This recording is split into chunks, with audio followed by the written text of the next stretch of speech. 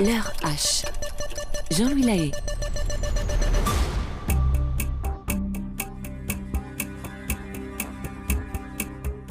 En cette journée du 1er mars 1924, Émile Fradin et son grand-père sont au fond des champs. Dans un petit hameau perdu au milieu de l'Auvergne, avec leurs charrettes et les bœufs, ils défrichent difficilement une petite zone boisée. Alors que les deux hommes se démènent pour faire avancer l'engin et couper les arbres, un bœuf s'effondre. Son pied s'enfonce dans le sol. En le libérant, le jeune Émile va faire la découverte du siècle. Là où l'animal s'est effondré, on aperçoit un trou, au beau milieu des champs. Dans le hameau de Glosel, dans ce patelin perdu au fin fond de l'Auvergne, le garçon de 17 ans observe une fosse faite de briques. Au fond, il trouve des objets anciens, des outils en pierre, des os, des fragments céramiques, peut-être même des objets préhistoriques. Oh, le jeune paysan ne le sait pas encore, mais cette trouvaille va faire du bruit, beaucoup de bruit, car elle pourrait bien être l'une des plus grandes découvertes archéologiques de l'histoire. Mais cette affaire va prendre une ampleur inespérée. Polémique, assassinat, procès. La vie du jeune Émile va basculer. Nous sommes le 1er mars 1924. Il est 11h et c'est l'heure H de mon histoire.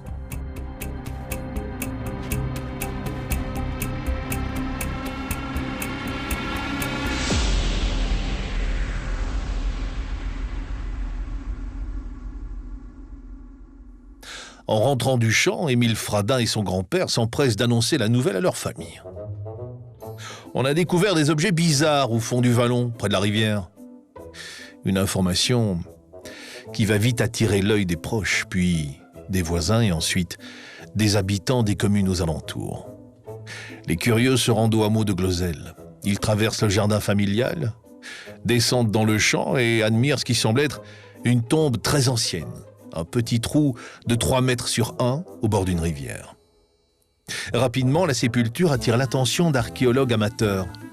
Depuis le début de l'année 1924, une grande campagne a été lancée dans le département. On veut faire l'inventaire des richesses archéologiques de l'Allier. En début d'été, un archéologue amateur se rend sur place. Il est époustouflé par la découverte. Pour lui, ce qui s'apparente à une tombe semble plutôt être un petit four antique datant de la période gallo-romaine. Pendant 1 an, au fond de cette petite vallée verte, au sud de Vichy, des fouilles sont réalisées régulièrement. Autour et dans le four, on découvre des haches, des vases, de vieilles briques et de nombreux ossements. Mais après des mois de recherche et d'argent dépensé, ce petit four gallo-romain n'intéresse plus, au grand désarroi du jeune Émile. C'est vrai que la découverte de petites constructions gallo-romaines est commune dans la région. Peu de temps avant, des fours similaires ont été découverts à quelques kilomètres du champ de la famille Fradin.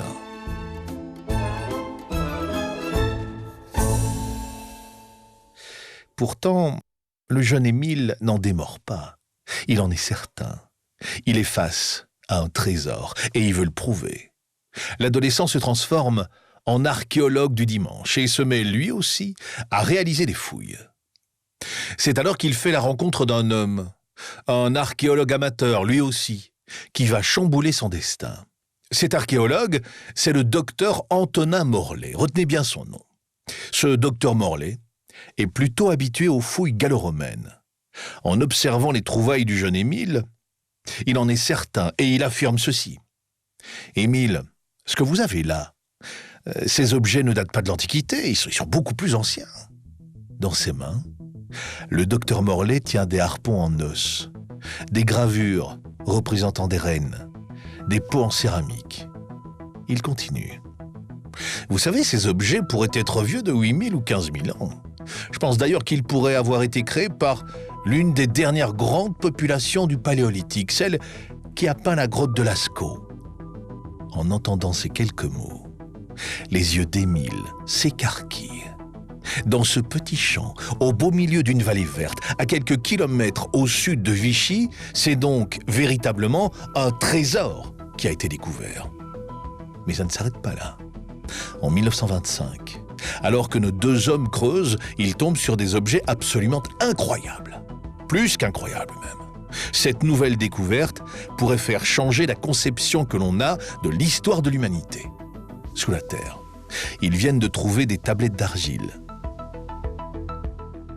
Au vu de la technique, le docteur Morlet estime qu'elle pourrait dater de 6000 à 8000 ans avant Jésus-Christ.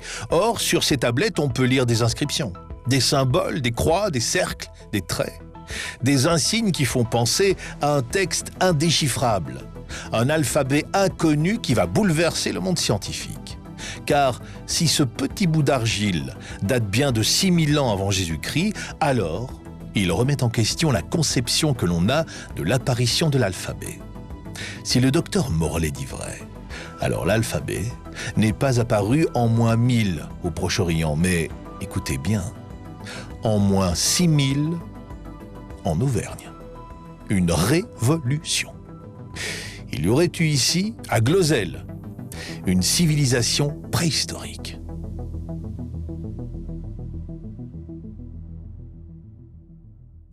Durant les fouilles, on trouve aussi des sculptures représentant un être bisexué, avec des parties génitales d'hommes et de femmes. Un type de sculpture que l'on n'avait jamais vu auparavant. On dégage aussi énormément d'ossements, à tel point que le site est surnommé le Champ des Morts.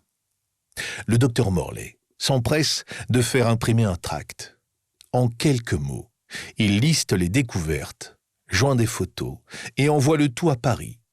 Il contacte des revues, des savants, des spécialistes de la préhistoire, mais personne ne lui répond.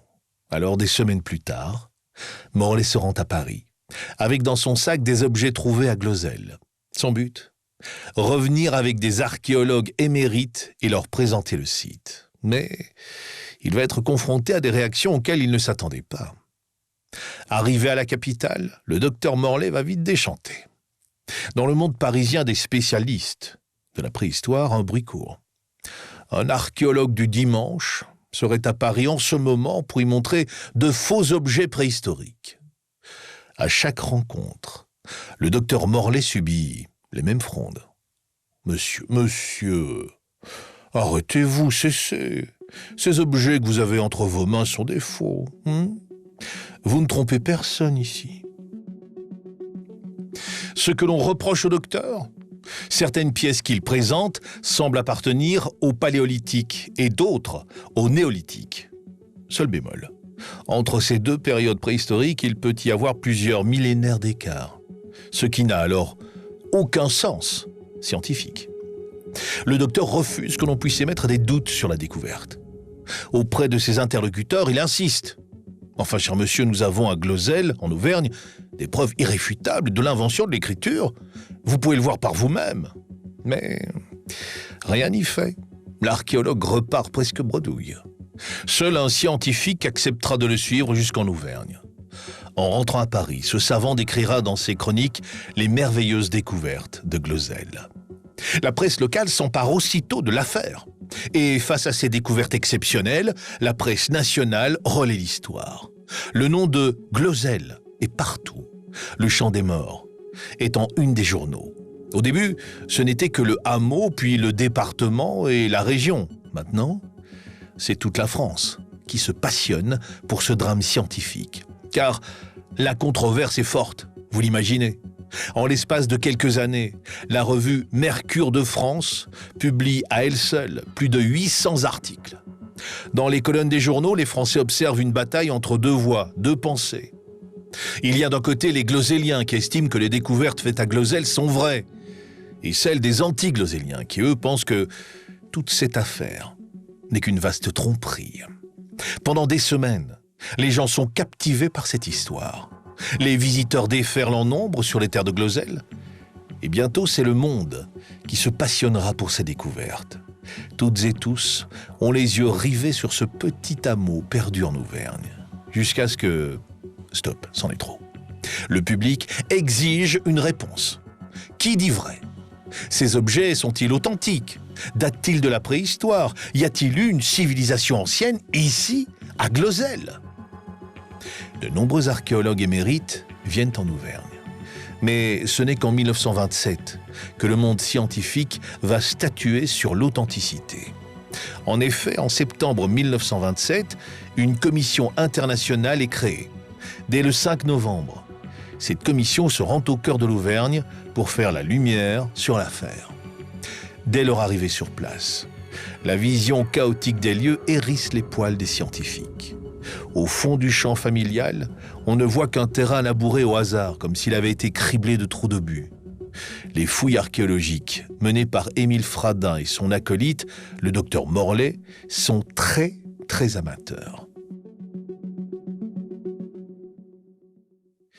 Guidée par le docteur, la commission se met à investiguer des zones stratégiques, des nids où de nombreux objets ont été déterrés. Pendant plusieurs jours, la commission fouille, creuse, déterre des objets et analyse les sols. Elle y fait quelques trouvailles intéressantes, mais surtout, le sol dans lequel les experts creusent est assez dur, sauf à un endroit intrigant, une petite zone sur le côté. Peut-être qu'ils trouveront là un objet digne d'intérêt.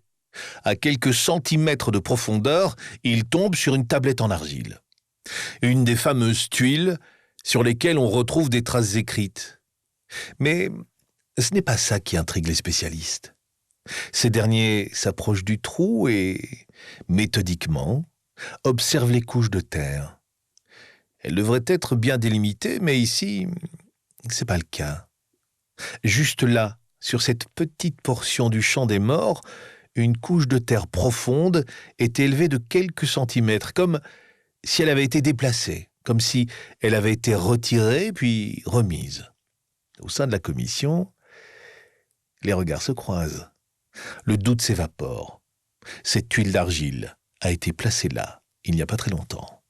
Quelques années tout au plus.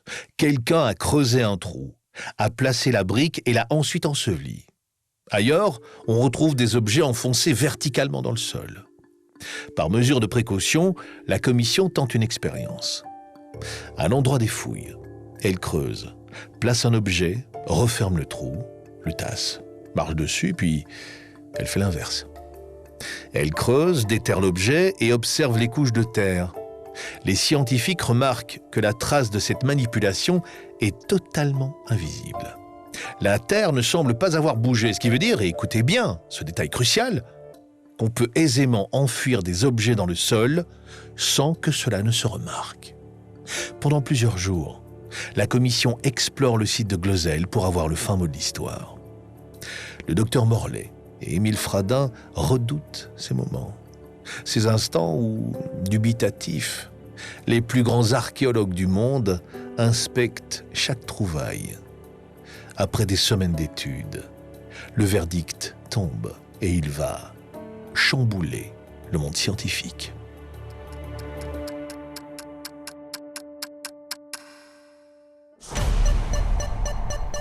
L'heure H. Jean-Louis Lahaye.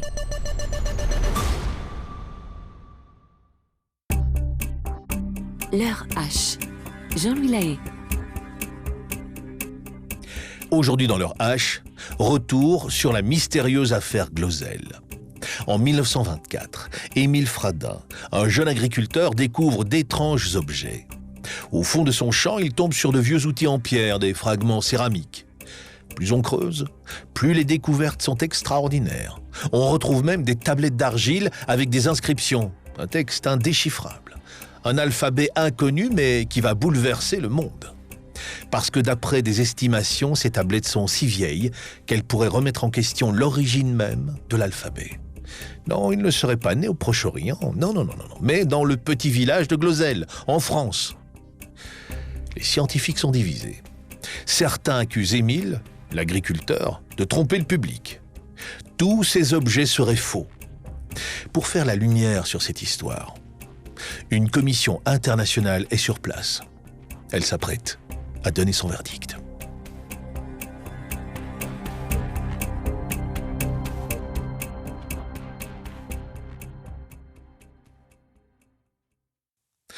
Voilà plusieurs jours que la commission internationale est en Auvergne. Depuis le début du mois de novembre 1927, plusieurs éminents scientifiques se sont rendus au hameau de Glozelle, au cœur de l'Allier.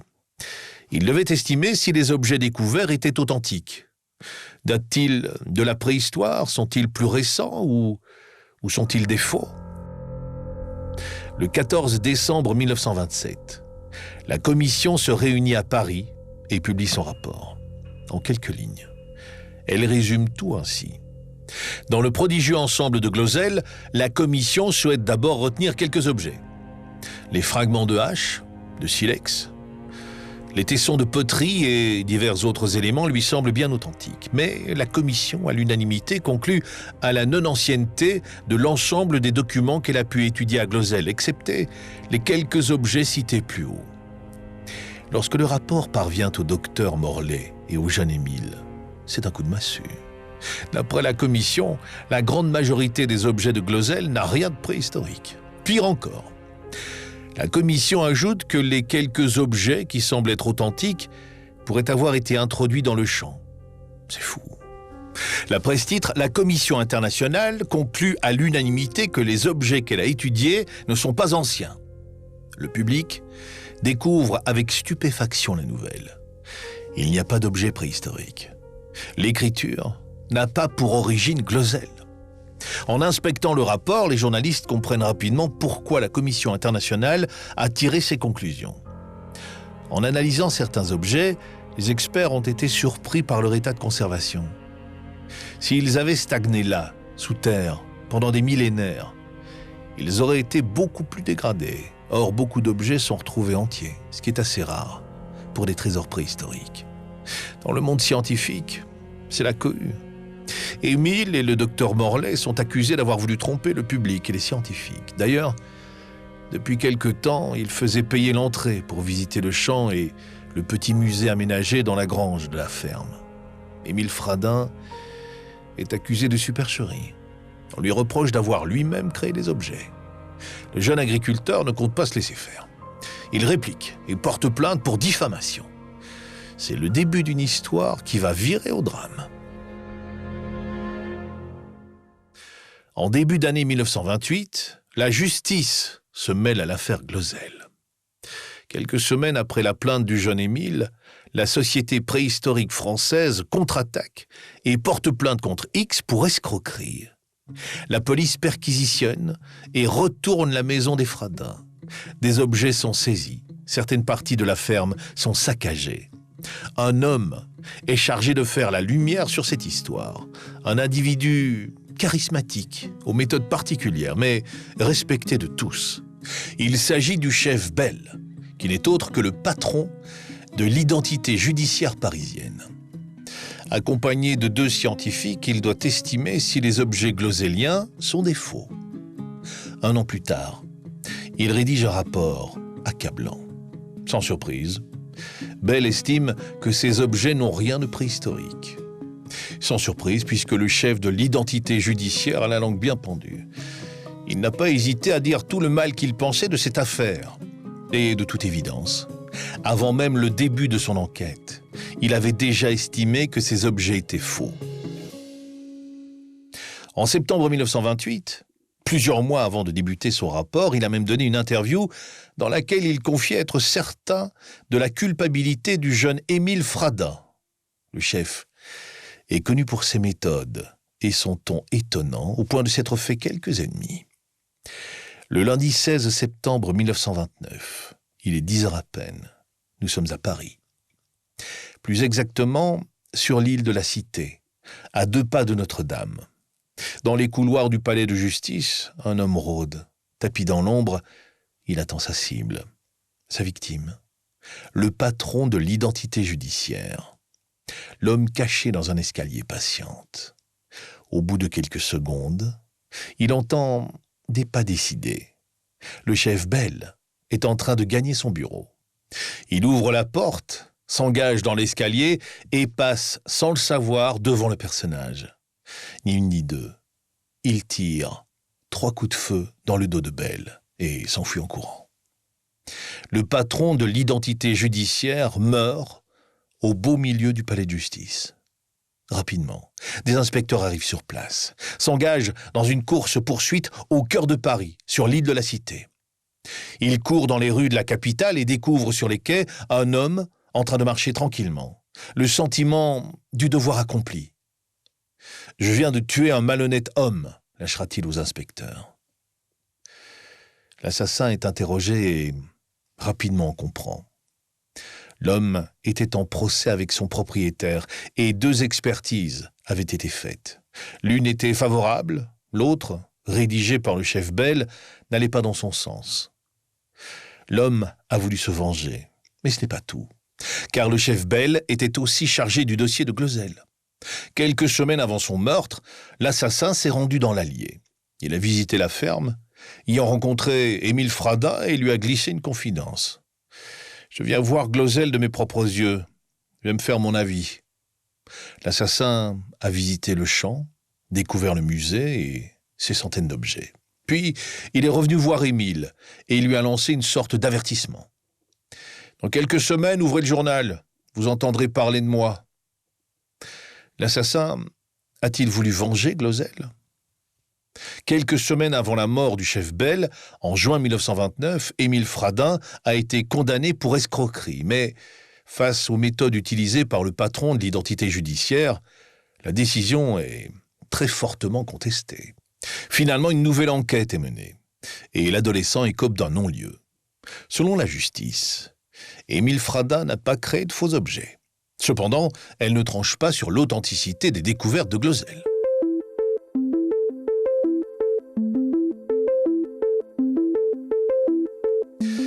Voilà maintenant quelques années que l'affaire Glozell a débuté. Après plusieurs procès et un rapport d'une commission internationale, cette histoire qui faisait tant rêver les Français n'intéresse plus. Dans la presse, on ne parle plus de Glozell, mais plutôt de la crise économique et de la montée du parti nazi en Allemagne. Certains pensent l'affaire close. C'était sans compter sur l'abnégation d'un homme. Malgré la déferlante, il n'en démord pas. Qui allez-vous me dire ? Eh bien, le docteur Morlet lui-même. Il ne lâche pas l'affaire. L'archéologue amateur continue les fouilles, aidé par le jeune Émile. Et plus les fouilles continuent, plus de nouveaux objets sont mis au jour. Juste après la débâcle et la conclusion de la commission internationale, Morlet a décidé de monter une nouvelle commission avec d'autres scientifiques. Des experts qu'il estime plus proches du dossier. Certains de ces scientifiques sont des glozelliens, convaincus, persuadés de l'authenticité des découvertes. Cette nouvelle commission se met au travail et après des fouilles, publie son rapport. Sans grande surprise, la commission conduite par le docteur estime que les objets trouvés à Glozell sont vrais. Mais dans le monde scientifique, cette délégation composée à la hâte ne convainc pas. Non, rien n'y fait. Glozell est la risée du monde scientifique, considérée comme une supercherie. Depuis quelque temps, les touristes se font moins nombreux.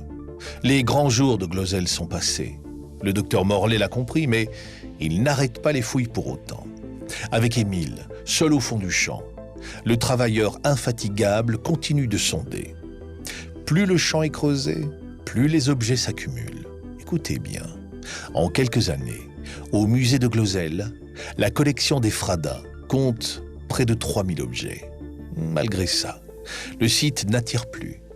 Dans les années 1940, Glozell tombe complètement dans l'oubli, notamment à cause d'une nouvelle loi qui stipule que les fouilles archéologiques ne sont plus possibles sans autorisation du ministère de la Culture. De facto, les fouilles cessent. Pendant presque 30 ans, plus personne ne va entendre parler de Glozell. Mais à l'aube des années 1970, cette histoire va faire un retour fracassant et inattendu. Un retour qui va remettre le petit hameau sur le devant de la scène médiatique. Glozell sera en une des journaux et prendra un tournant politique. Certains pensaient l'affaire close. Or, en 1973, le journal La Montagne titre « Épilogue à la guerre des briques. L'Institut de recherche atomique danois est formel.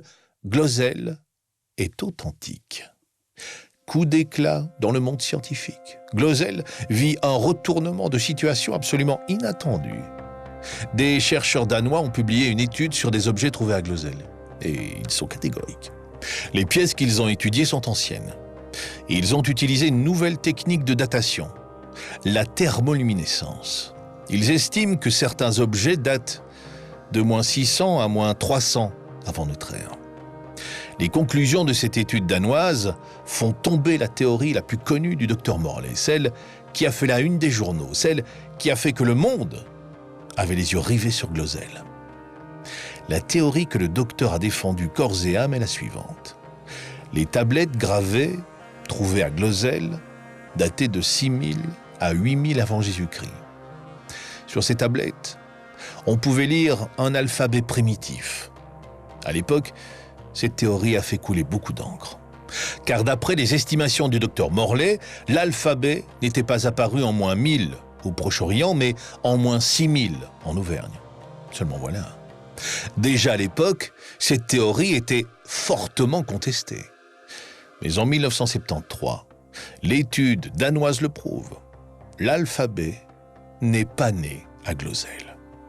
Toutefois, précisons un point important de cette étude danoise. Les scientifiques n'ont étudié que les matériaux des objets de Glözel. Ils ont pu découvrir que certaines argiles avaient été cuites il y a plusieurs millénaires. Par contre, l'étude ne porte pas sur les gravures. Les tablettes ont pu être cuites pendant l'Antiquité et elles ont pu être gravées des centaines d'années après. Cette étude supplémentaire crée un nouvel engouement pour ce petit site archéologique auvergnat. Les visites reprennent, des livres sont publiés. Glözel est à nouveau connu, mais ce site va attirer l'œil d'un groupe en particulier et devenir leur nouveau cheval de bataille. Il s'agit d'un groupe politique extrémiste. La Nouvelle Droite, ça ne trompe pas. Depuis sa création, dans les années 60, ce groupe d'extrême droite cherche à prouver la supériorité des Européens. Lorsque son créateur entend parler de Glözel, il prend le sujet à bras-le-corps. C'est l'affaire du siècle.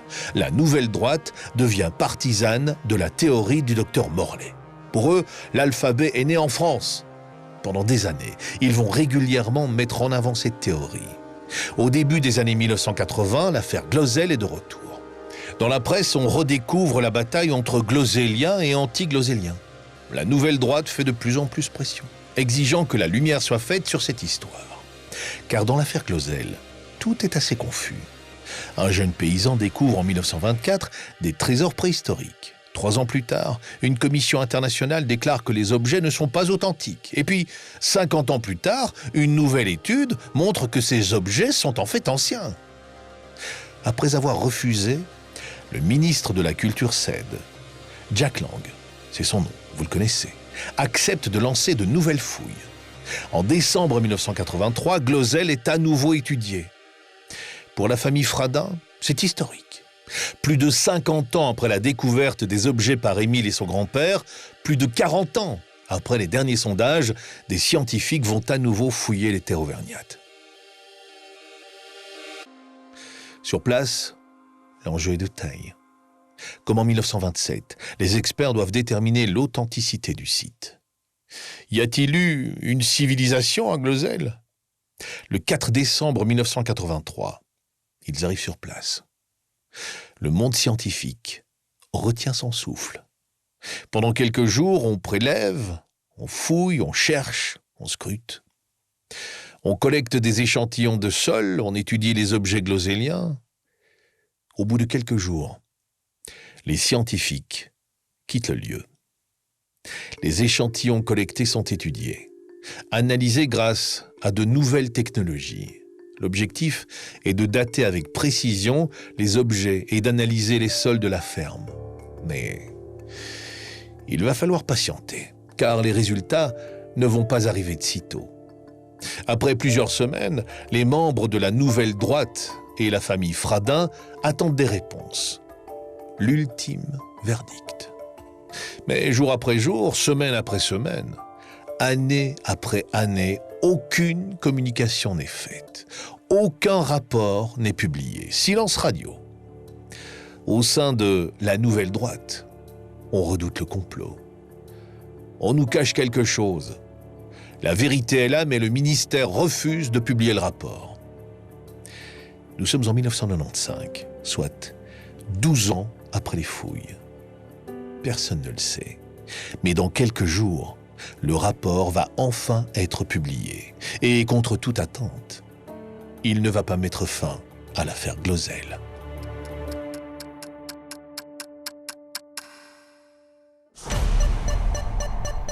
L'heure H. Jean-Louis Lahaye.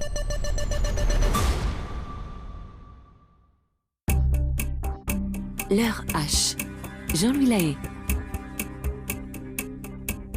Aujourd'hui dans l'heure H, retour sur la mystérieuse affaire Glozell. Nous sommes en 1995. Il y a un peu plus de 70 ans, un agriculteur et un archéologue amateur ont trouvé dans un champ 3000 objets préhistoriques. Des haches, des tuiles, du verre et des tablettes gravées. Un trésor contesté dès les premières années. Pendant des décennies, les scientifiques vont débattre sur l'authenticité du site. En 1983, de nouvelles fouilles sont lancées, mais aucun résultat n'est publié. Silence radio. On crie au complot. Peut-être que le ministère a peur de publier le résultat. C'est que l'enjeu est de taille. Si les tablettes gravées sont authentiques, alors cela signifie que l'alphabet est d'origine française et non phénicienne. Ce n'est que 12 ans plus tard, dans une revue méconnue, que 9 pages du rapport paraissent. Une publication discrète qui va pourtant faire du bruit.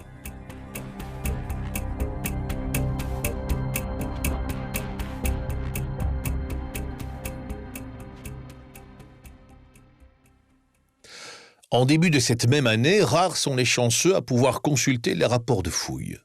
Dans une petite revue méconnue, la revue archéologique du Centre, au milieu des études géologiques et archéologiques, un article dénote « Résumé des recherches effectuées à Glozell entre 1983 et 1990 ». Ces pages passent quasiment inaperçues. Pourtant, les quelques lignes qu'on peut y lire sont une mine d'or. 9 pages et 5000 mots qui résument des années d'études. Vous voulez un aperçu ? En conclusion, en 1, l'hypothèse d'une civilisation préhistorique n'a pas été vérifiée et semble devoir être définitivement écartée. En 2, l'hypothèse de manipulation moderne reste d'actualité. On pourrait imaginer qu'un authentique fond glozellien a été gonflé de façon à augmenter son intérêt.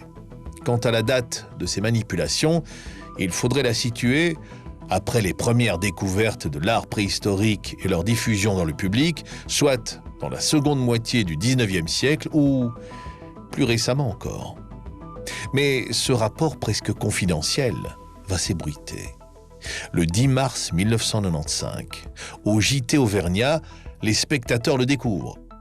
Plus de mystère à Glozell, les conclusions de la direction de l'archéologie viennent d'être publiées. On ne peut parler d'une civilisation préhistorique. Les objets sont nettement plus récents. La présence médiévale semble majoritaire sur le site. Le rapport est sans équivoque. Glozell n'est pas préhistorique. Mais alors, pourquoi avoir caché ça pendant des années ? Un archéologue et préhistorien ayant participé aux fouilles expliquera plus tard lors d'une conférence au Muséum de Toulouse. Finalement, au bout de 12 ans, le rapport de fouille est publié, mais sous la forme de 9 pages, dans une revue un peu confidentielle, la revue archéologique du Centre. Pourquoi ? Parce que, comme la question était très sensible, la sous-direction de l'archéologie au ministère de la Culture voulait attendre que l'affaire soit enterrée. Glozell est devenu un sujet sensible parce qu'il est devenu politique.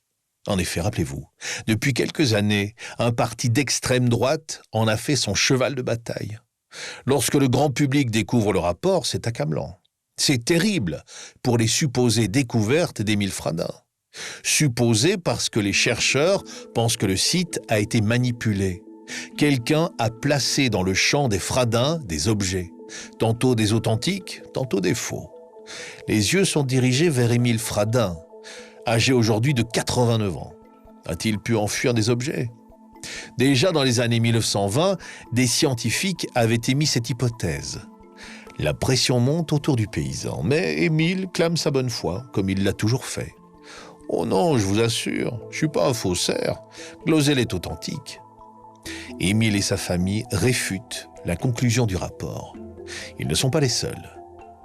De nombreux autres scientifiques se joignent à cette version, mais ce ne sont pour la plupart pas des préhistoriens. Malgré la conclusion de plusieurs commissions, l'affaire Glosel n'est pas morte. La bataille continue dans la presse. Pourtant, il y a un point particulièrement accablant dans le rapport de 1995, car les spécialistes n'ont pas fait qu'analyser les objets, loin de là.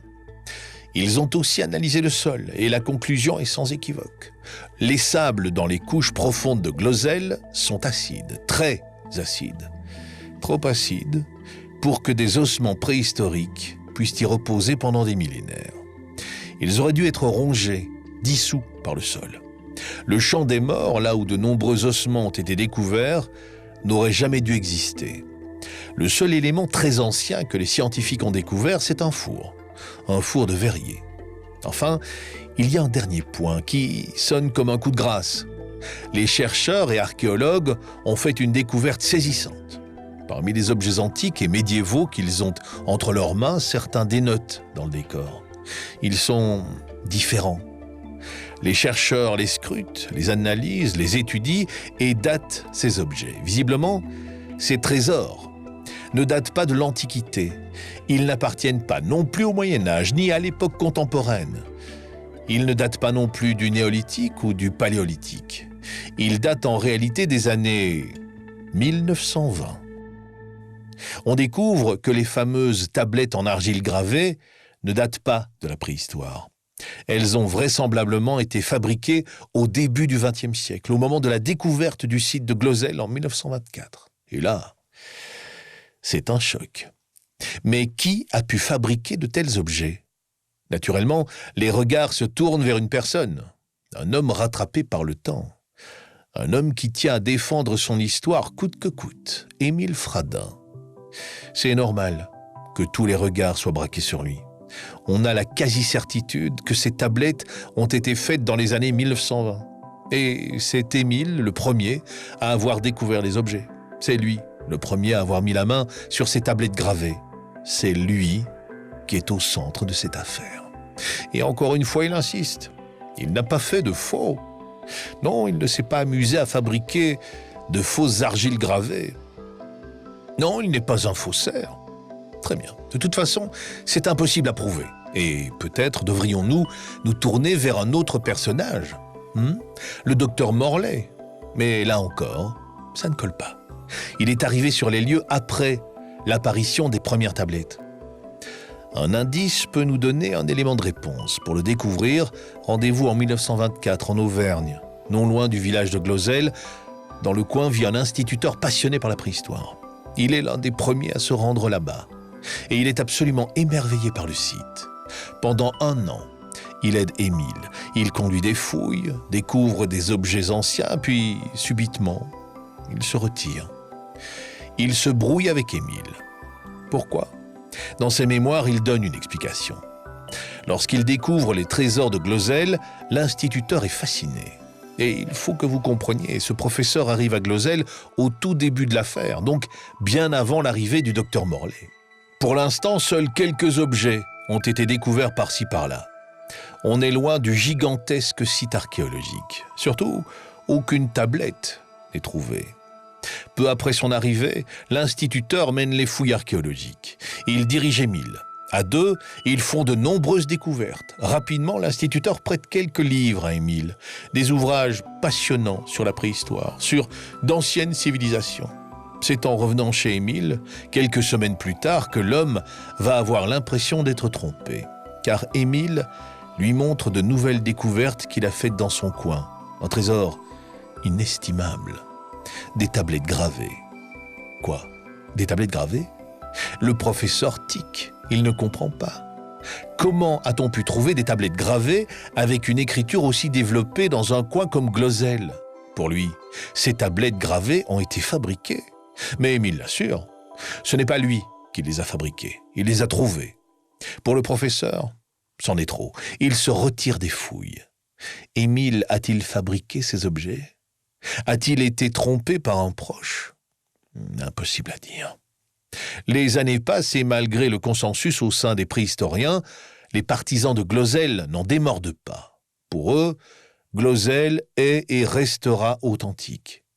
Émile Fradin est même fait chevalier de l'ordre. Il est décoré des palmes académiques dans les années 1990.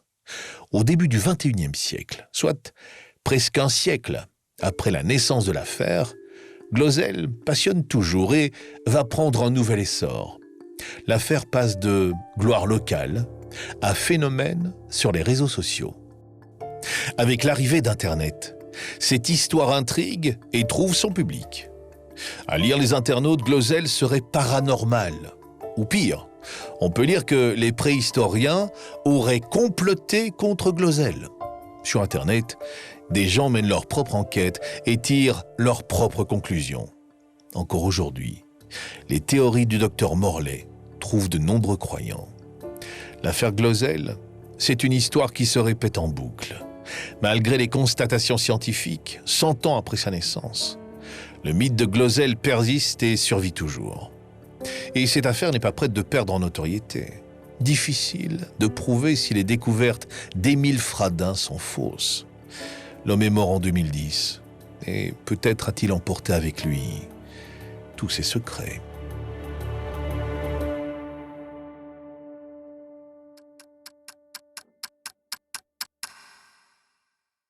Voilà pour cette histoire, que j'ai eu le plaisir de vous raconter grâce à la plume de Charles Destieux. L'heure H. Jean-Louis Lahaye.